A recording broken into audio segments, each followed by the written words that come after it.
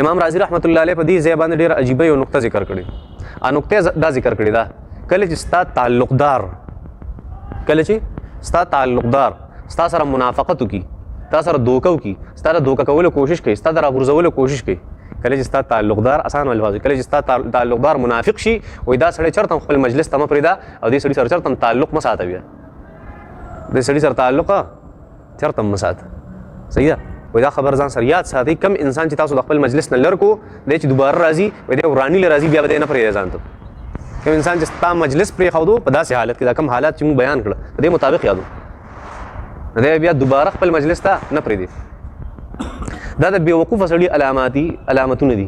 دا یو څو دلته موږ کم ذکر کړه په هغې کې یو دا علامت دی د بېوقوفه سړي چې کله دته څوک نقصان هم رسوي نقصان او دی باوجود د هغه سره کیني ناسته پاسته کوي. دی یو مجلس کې څوک بې عزته کوي او دی بیا هم هغه مجلس هغه اختیاروي. همداسې قسمه حرکات د چا دي؟ دا د احمقو خلکو د بېوقوفو خلکو دا علامت دی.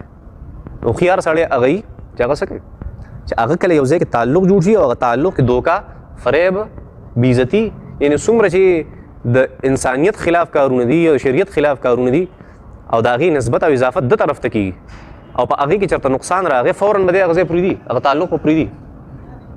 پوهېږې په دې باندې او د دې خلاف بیا چلېدل د حماقت او بېوقوفتوب دی. زموږ علي صاحب نه خوا نه چې به څوک لاړ یو پیره بیا به دا به نه پرېږدي. ولې وایي دی چې دوباره راځي وراني له راځي کله راځي ورانی له راځي. دا خو مخکینی آیت مبارک کې دا نقطه وه ځکه نبي علیه السلام ته الله جل شانه فرمایي چې اوس یې مه پرېږده ځان سره چېرته بیا هم نه پرېږده ځان سره.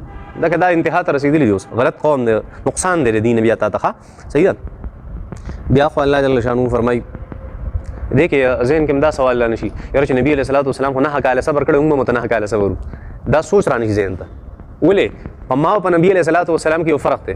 په ما او تا په نبي علیه الصلاة والسلام نبي علیه الصلاة والسلام ته چې کوم نقصان منافق رسو نو دا هر وخت نه به الله جل شانه نبی علیه السلام په وحي باندې خبرو نو تا ته خو وحي نه کېږي نه داسې نه ده.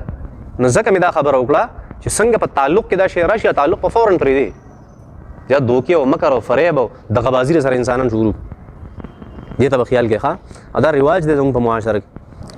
نو ولا تصلي نبی علیه الصلاة والسلام جنازې مونځ مه کوه علی احد په یو انسان باندې منهم د دې منافقانو نه ما ته چې مړ شي ابدا همیشه ولا تقم او مه ودرېږه علی قبره د ده په قبر باندې ولا تقم او مه ودرېږه علی قبره د په قبر باندې انهم بېشکه دي کفروا بالله کفر یې کړی په الله باندې ورسوله او د الله په پیغمبر باندې وماتوا او دوی مړه شو وهم په داسې حالت کې چې دوی فاسقان.